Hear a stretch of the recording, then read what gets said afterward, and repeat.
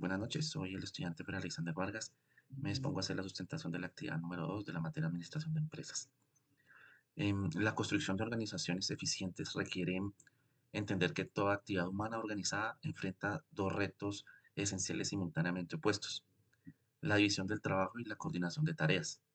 Estos dos elementos están presentes tanto en actividades simples como en proyectos de altísima complejidad. Así, desde el ejemplo sencillo de la señora Raku, que en su taller de cerámica asumía sola todas las funciones de producción, hasta el desafío monumental de enviar un hombre a la luna.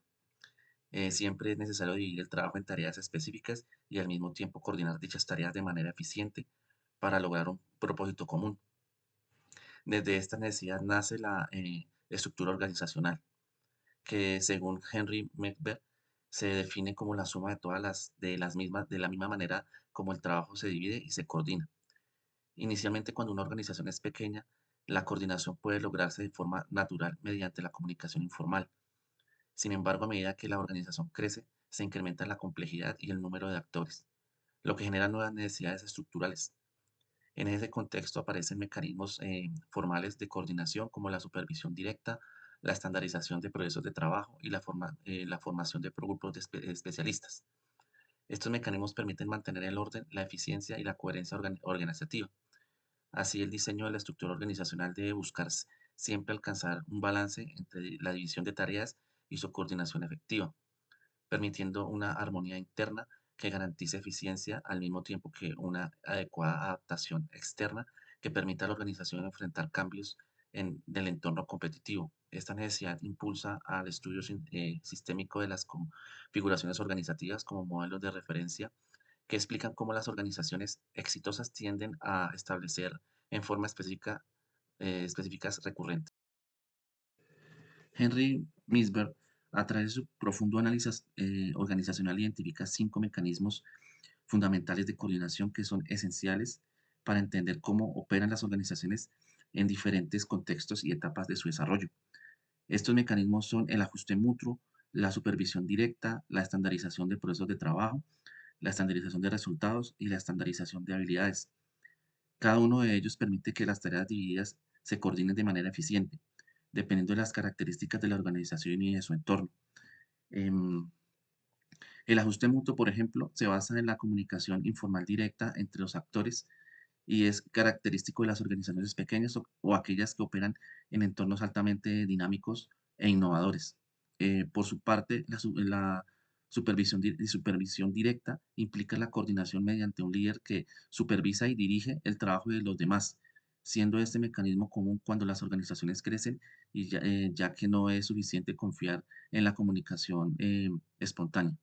A medida que las organizaciones alcanzan niveles de complejidad, se recurre a la estandarización de procesos de trabajo, donde se establecen procedimientos formales que guían la ejecución de las tareas eh, repetitivas. En estos casos, se busca estandarizar los resultados proporcionando libertad a los trabajadores en la ejecución de las tareas siempre y cuando cumplan con eh, la- las tareas que ya han sido establecidas o preestablecidas anteriormente. Finalmente, la estandarización de habilidades garantiza que los trabajadores cuenten con los conocimientos y competencias necesarias para actuar de forma autónoma y eficiente. Lo más importante en estos mecanismos no son, de estos mecanismos no son excluyentes.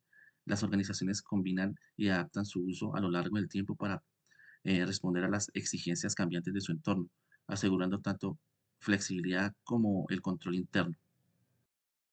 Em, Finalmente, para comprender de manera integral el funcionamiento de una organización, Midberg propone ir más allá de la división tradicional que se limita a la organización formal.